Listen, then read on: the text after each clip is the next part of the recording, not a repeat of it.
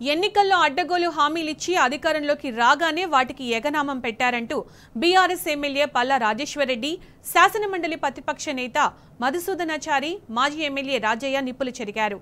రైతు రుణమాఫీ పేరుతో రైతు భరోసాను కాంగ్రెస్ అటకెక్కించింది అన్నారు. రుణమాఫీ చేసే వరకు ప్రభుత్వాన్ని వదిలే ప్రసక్తి లేదని తేల్చి చెప్పారు.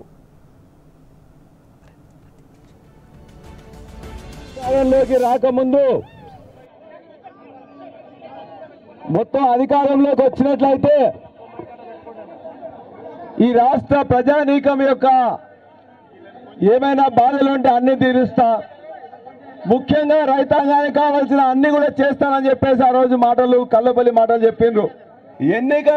ఎన్నికలప్పుడు కూడా డిసెంబర్ 9 ఇంకా అప్పుడు కూడా పంటలు వస్తున్నాయి. ఖచ్చితంగా ఈ పంట రాగానే ఇప్పుడు మీరు అమ్ముకోకండి వడ్లు, మీ వడ్లకు నేను 500 రూపాయలు బోనస్ ఇస్తా అని చెప్పేసి బోగస్ మాటలు చెప్పిండ్రు. డిసెంబర్ 9 పోయింది, తర్వాత మళ్ళీ మన యొక్క యాసంగి పంట కూడా పోయింది, మళ్ళా వానాకాలం పంట కూడా ఇప్పుడు అయిపోతుంది.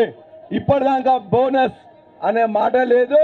ఆ బోనస్ కూడా కాబట్టి వాళ్ళు ఇలా దొడ్డోట్లకి ఇయ్యం, సన్నోట్లకి ఇస్తామని చెప్పేసి అంటే మోసం చేయడం తప్ప మరొకటి కాదు. మనందరూ తెలుసు రుణమాఫీ చేస్తా అని చెప్పిండు. 40,000 కోట్ల రుణమాఫీ చేస్తానని చెప్పేసి మీటింగ్ లో చెప్పిండు. కానీ క్యాబినెట్ తీర్మానం చేసిండ్రు 40,000 కాదు 31,000కే లెక్క వచ్చిందని చెప్పిండ్రు. ఆ 31,000 ఇస్తారని చెప్పేసి అనుకుంటే అసెంబ్లీలో జరుగుతున్నప్పుడు చెప్పింది ఏంటంటే 26,000 కోట్లు మాత్రమే వచ్చిందని చెప్పిండ్రు. ఆ 26,000 కోట్లది కూడా బీఆర్ఓ ఇచ్చే నాటికి 17,000 కోట్లు మాత్రమే చెప్పిండ్రు. చివరికి అలా 7-8,000 కోట్లు కూడా ఇయ్యలే. మేము వాడికి ఇలా కాంగ్రెస్ ప్రభుత్వానికి సిగ్గు లజ్జ ఉన్నట్లయితే, మా యొక్క ప్రజల మీద ప్రేమ ఉన్నట్లయితే నువ్వు చెప్పినట్టు 2 లక్షల రుణమాఫీ వెంటనే ఇచ్చాయి.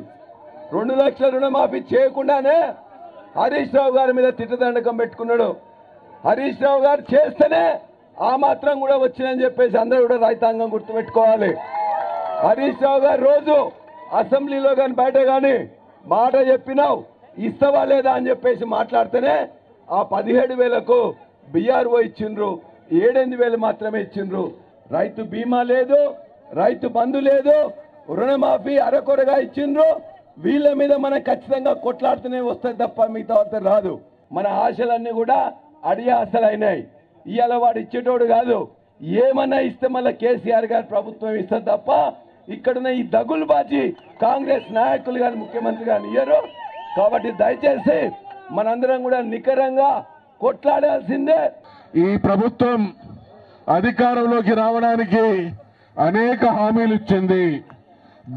ఆ హామీల్లో ప్రధానమైనటువంటి హామీల్లో ఒకటి 2 లక్షల రూపాయల రుణమాఫీ అని. ఏమన్నాడు రేవంత్ రెడ్డి గారు? 9వ తారీఖు నేను ముఖ్యమంత్రిగా పదవి ప్రమాణ స్వీకారం చేస్తున్నా, మీ అందరికీ రుణమాఫీ నిమిషాల మీద అవుతుంది అనేటువంటి నమ్మకం కలిగించే అధికారంలోకి వచ్చిండు. 9వ తారీఖు ప్రభుత్వం ఏర్పడుతుంది అన్నాడు, కానీ 7వ తారీఖునే ఆయన ముఖ్యమంత్రిగా ప్రమాణ స్వీకారం చేసిండు. తను ముఖ్యమంత్రి కావడానికి 2 రోజులు ముందుకు జరుపుకున్నాడు. కానీ ఈ 10 మాసాల కాలంలో రైతులకు ఇచ్చినటువంటి హామీని తుంగలో తొక్కి రైతుల జీవితాలతో చెలగాట మారుతున్నటువంటి దుర్మార్గపు పాలన ఈ దేశంలో ఎక్కడన్నా సాగుతుంది అనంటే అది తెలంగాణలో రేవంత్ రెడ్డి పాలన. కాబట్టి ఇవాళ కథం దొక్కినటువంటి ఈ రైతులు ఈ పాలన అంతం చూసేంత వరకు 2 లక్షల రూపాయల రుణమాఫీ సాధించుకునేంత వరకు విశ్రమించకూడదు అనేటువంటి విషయాన్ని మనం చేస్తా ఉన్నాం.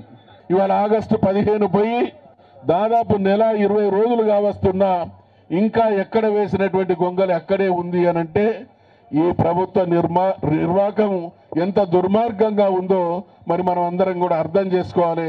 దాన్ని ప్రతిఘటించాలి, మన సమస్య పరిష్కరించుకోవాలనేటువంటి విషయాన్ని మనం చేస్తా ఉన్నాం. రుణమాఫీ మధ్యలోనే ఉంది, రైతు భరోసా అటకెక్కింది.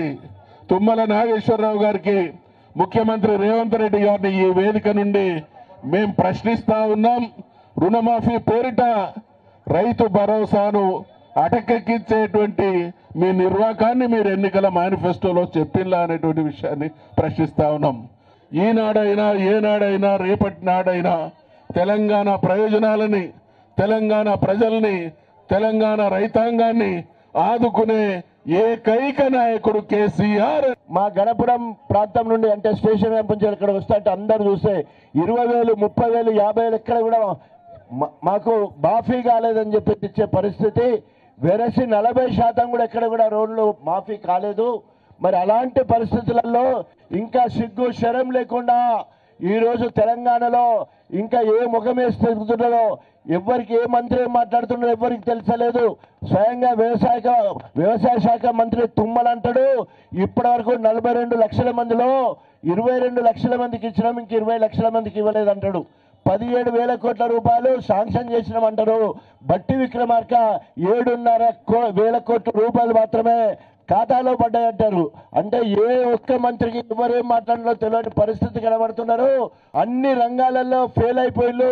ఏ ఒక్క దాంట్లో కూడా ముసలమ్మలకు 2,000 కాదు 4,000 ఇస్తారన్నారు, ఇయ్యనే లేదు. అదేవిధంగా బిడ్డలకు స్కూటీ ఇస్తానన్నారు, ఆడబిడ్డలకు ఇయ్యనే లేదు. బోనస్ ఇస్తానన్నాడు, ఇయ్యనే లేదు. తర్వాత మనకు రైతు బంధు 15,000 ఇస్తానన్నారు, ఇయ్యలేదు. కూలీలకు 12,000 ఇస్తానన్నారు, ఇయ్యలేదు. కౌలు రైతులకు 12 ఇస్తానని ఇయ్యలేదు. ఏ కళ్యాణ లక్ష్మితో పాటు తులం బంగారం ఇస్తానన్నాడు, అది అతి లేదు గతి లేదు. ఇన్ని రకాల ప్రజా వ్యతిరేక విధానాలు అమలుస్తే మరి ఇది ఎప్పుడో ఆఖరిలో 3 ఏళ్ళు అయినాక 4 ఏళ్ళు అయినాక మరి రియాక్షన్ రావాలి ప్రజల నుండి.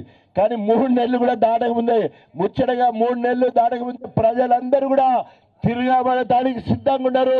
రైతుల రుణమాఫీ జరిగే వరకు ఈ పోరాటం ఆగదని చెప్పేసి హెచ్చరిస్తూ